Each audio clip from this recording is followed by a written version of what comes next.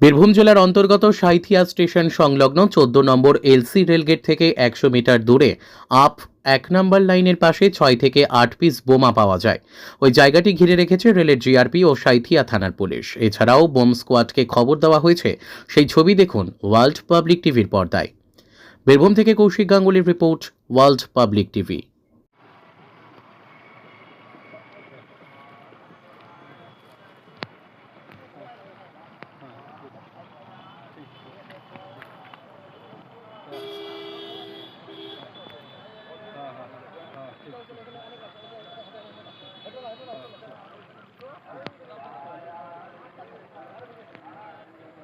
চলুন, এখানে ছড়ি ছিটিয়ে পড়ে আছে, চলুন।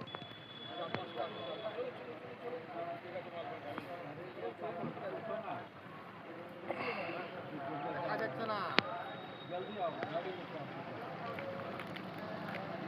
ডিস্ট্রিক্ট কন্ট্রোল সাইড পিএসকে ফোন করবে।